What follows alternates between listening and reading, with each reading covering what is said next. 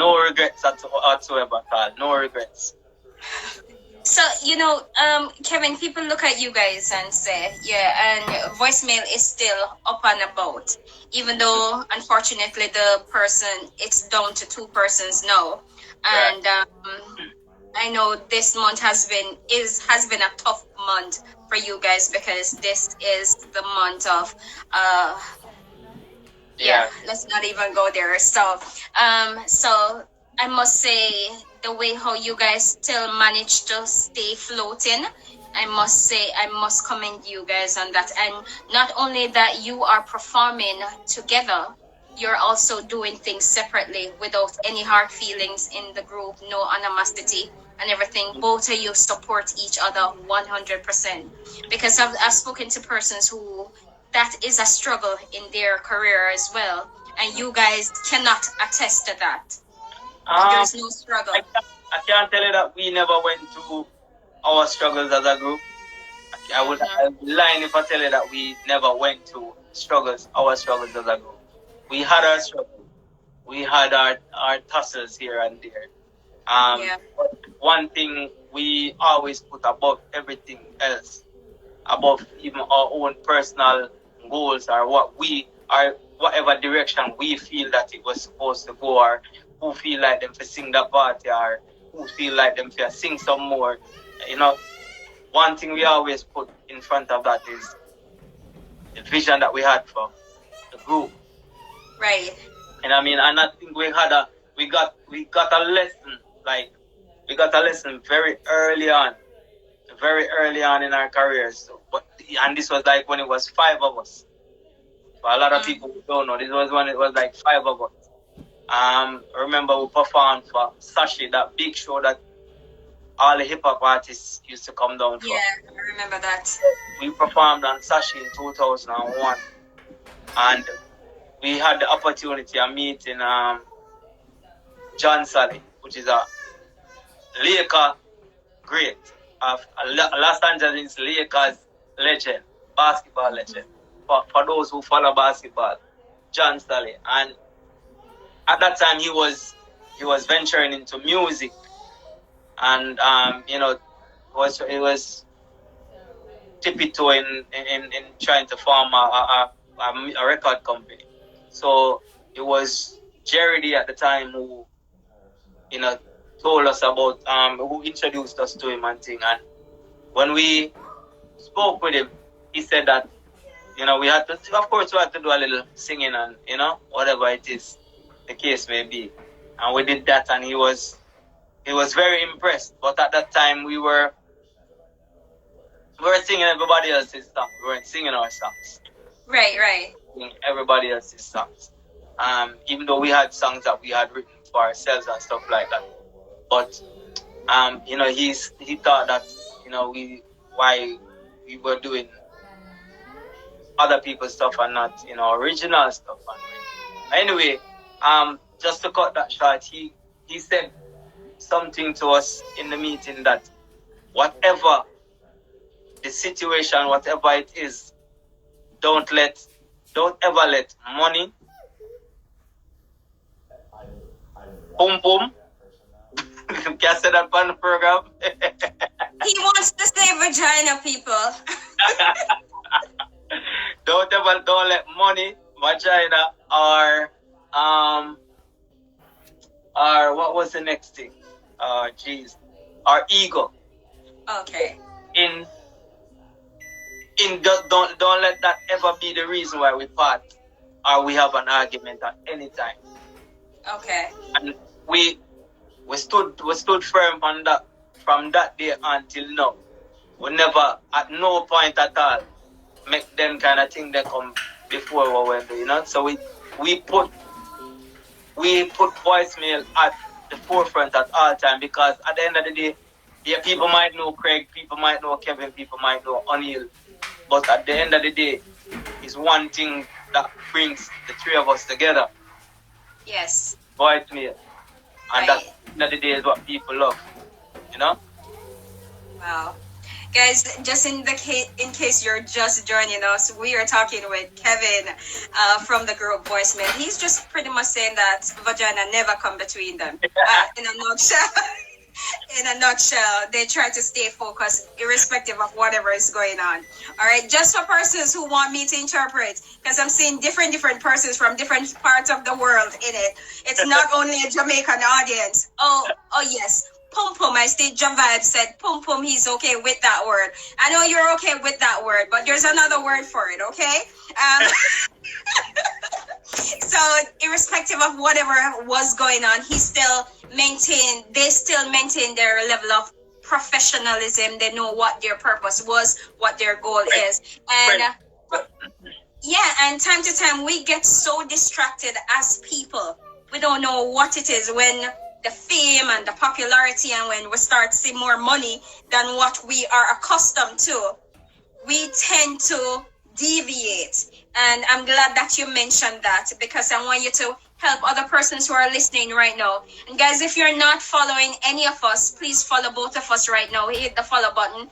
And yeah, many other words, else decor, bless up yourself. If you're not following, please follow us. Kevin, these guys are loving you and your madness, eh?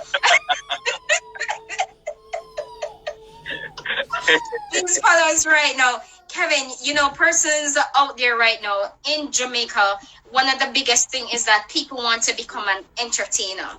Mm-hmm. They want to sing, they want to DJ, but yet still the avenue in which they're taking it, once you listen to some of the music now, you're hearing a lot of violence preached in it, irrespective of whatever is going on. We are already in a pandemic, and you hear a lot of violence being preached. I know you guys, it's always a dancing or talking about yourself or your ego or something uplifting that you actually DJ about or write about.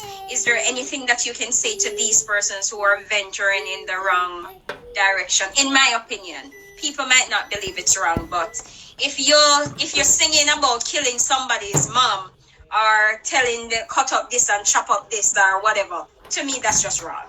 So is there anything that you would want to add to that? Well, I mean, let me address the part where, I mean, that's a topic that's been in the news lately, because the Prime Minister came out and said that music was that dancehall music was what you call it, influencing the influence of violence in the country are not a part. I don't want to take his words out of context, but I, as an entertainer, I can say, as an entertainer and a writer, I can say that any artist that defends the idea that we don't influence crime and violence in the country or anywhere else is in denial.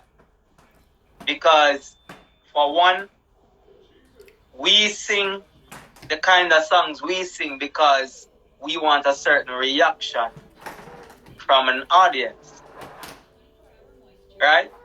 You want a certain reaction from an audience, so you try to sing words that will evoke those emotions. So if you get up and you say, all right, summer forward, I want to sing a summer song. What kind of summer song you're going to sing? Shoot them and kill them? No, you're gonna sing about parties. You're gonna sing about drinking. You're gonna sing about that kind of vibe there. Put on your clothes and whatever, because that is the kind of vibe you want to evoke. You want when people in the party summertime, them are dress up and them out, and when them sing the drop, them dance or them bust a blank. How is it that you're going to say, when me sing the bad man song them, it now got evoke the same emotions to somebody else over here, so who can differentiate, from the fact that you might do this because of the entertainment value of it. You are doing it to entertain. That is what you say. As an artist, you are entertaining. But you have people that cannot look past that if think for themselves, we say, I just sing him a sing song. Him no, him not do nothing of them thing them not. You understand? I just sing him a sing song. Because at the end of the day, which one of them artists are out there firing a shot after nobody? None of them. So by right, they are probably singing about something that they grew up seeing, but then at the end of the day, somebody else live the reality there, and them can differentiate from what you are saying because what them surrounded by. Right? And then you get up and you say you want to sing a song to heal the nation, for the world cut together, for some peace start up. So you sing and you write that the lyrics a certain way, you sing the vocals a certain way because you're trying to reach a mass of people. Right? You're trying to touch people. So when you go to Bam now and the bad man song them drop in, why you feel like you have a little man around and say, yo, them you think you more here, you know? God, yo, me a pray. Why you think so? I remember when I was going to high school, I almost turned Rasta. At the time, Capleton, Sizzler, Luciana, alright, watch it. Just get it.